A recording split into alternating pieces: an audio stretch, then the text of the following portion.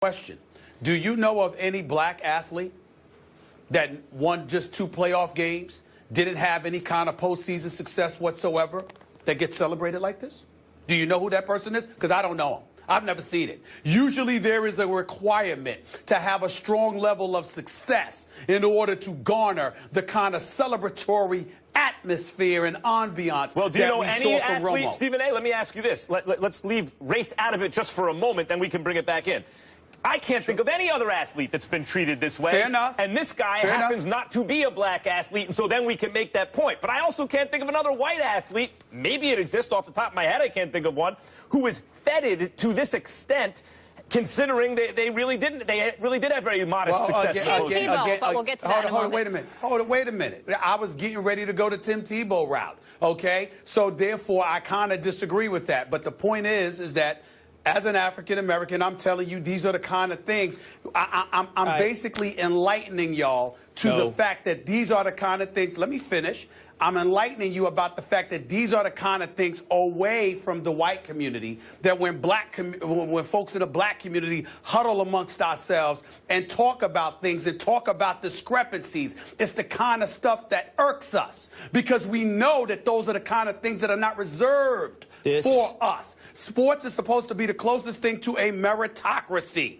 Where is it here? I'm not blaming the Mavericks or anybody else. Blaming Tony Romo. It's not his fault, but it's a reality. No, you want to talk about a farce.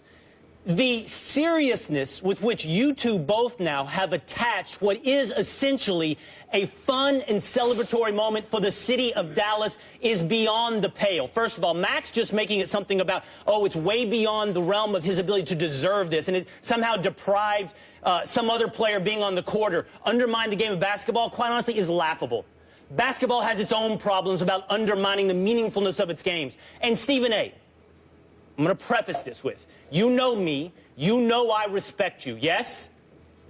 Yeah, go ahead. No, but seriously, you know I respect you. I said yes, I'm waiting to hear what you have to say so I can respond. What you just said was so much nonsense and so much junk.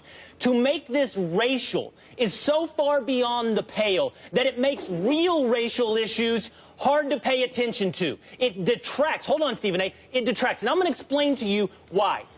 We can find other athletes who have been celebrated by the city in which they played. Some of them didn't win championships. I'm sure that Dan Fouts' relationship with the city of San Diego is pretty deep. And matter of fact, if you need a black athlete who didn't win a championship and has a deep and lasting relationship with the city, I'll stay in the same city and give you Tony Gwynn's relationship with the city of San Diego. The point of this Romo thing was about his relationship with the city of Dallas. Now, Romo showed the one thing that fans need as much as championships. The one thing, Stephen A., loyalty.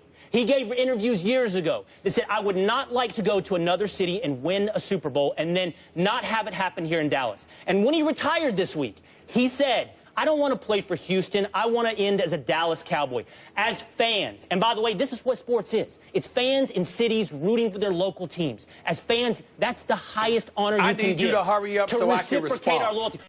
I'm giving you the real reason this happened. You're telling me about race. I'm giving you the real reason. I need to respond to it. You don't get to just chirp and talk about what we're supposed to feel, and I don't get a chance to respond. What the hell do you think this is? Let me be very, very clear. You're not black. Don't think for 1 second you get to tell me how to feel. That's number one. Number two, when you tell, I specifically said, I'm not pointing the finger at the Dallas Mavericks. I'm not pointing the finger at Tony Romo. I said to you, outside of the white community, when black folks sit amongst ourselves and we talk about discrepancies and things that are accorded to one sort of segment of the populace, but not others, it resonates with us. You are in no position to question that. Hold on. I let you speak. Did I let you speak? Did I not let you speak? Hold on. Did I not let y'all speak? Did I not? No, not really. I thought I said. No, just a little bit. I didn't. No, just a little Max, bit. first of all, you interrupted me when I was making my original point. Yeah, I know. Then Wilt comes in, he makes his point, and I step back. Okay. I actually think, Stephen A., that you bring up a valid point. You're bringing up valid feelings. Partly, first of all, Tony Gwynn had 3,000 hits. Don't compare Tony Romo, the football player, to Tony Gwynn, the baseball player. That's where I was going.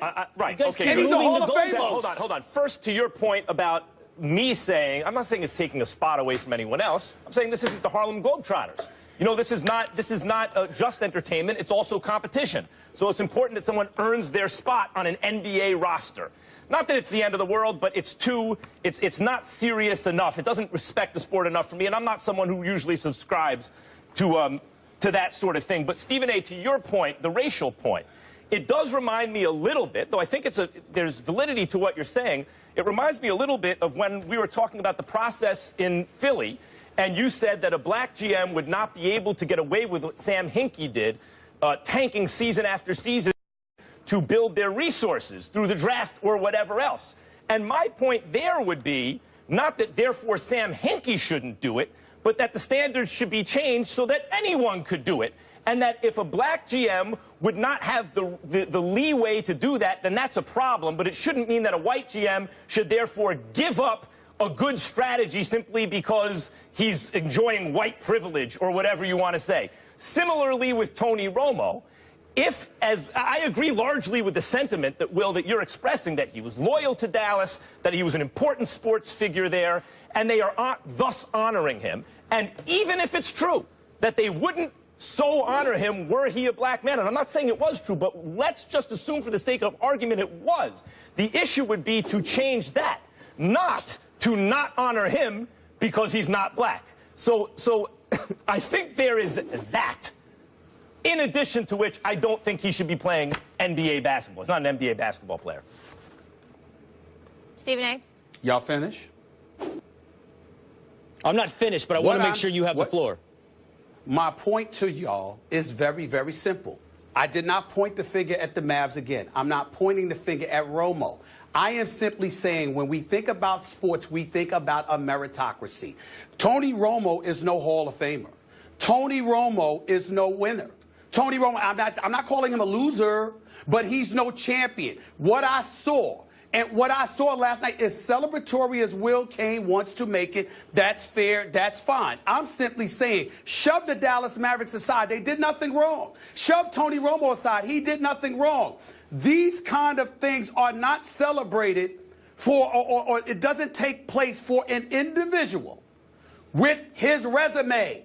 It does not happen for us. I am telling you, as I was sitting there and watching it, by the way, with some of my boys, those were the kind of things that were resonating with us. That's a fact. And when you bring up Tony Gwynn, you're talking about one of the greatest hitters in NFL in MLB history, who is obviously a Hall of Famer. Tony Romo does not have those kind of credentials. A matter of fact, you usually have to have those kind of credentials. Now, I know Michael Vick is beloved in ATL, but nothing like that. We understand certain things that are going on here. I'm not blaming Romo or the Mavs. I'm simply saying those are the kind of things that happen. And for you, Will, to look at me and to tell me that me or anybody from my community is utter, I forget the words that you used, but you essentially dismissed what we felt because it's a celebration or whatever the case. I just think it's flat out wrong, and I don't think you're in any position to tell us how to feel. Listen, let me be very clear. I don't think I'm black. I think I'm just Will Cain. That's it. And my job, both as a person and someone who speaks on TV, is to try to find the right answer, the truth. Now, listen. Doesn't that apply to us, too? Hold on. I want you to hear this. I'm not denying what you feel. You're right. I don't know what it's like to be black, and I don't know what you, Stephen A. Smith, as a person feel. And I wouldn't tell you that you're not feeling it, because I can't get inside there and find out if it's true or not. But what I can tell you is this, whether or not I think your feeling is righteous or not, whether or not I think your feeling is on point or not. And that is what I'm telling you. For you to see race in a celebration of Tony Romo's retirement, I think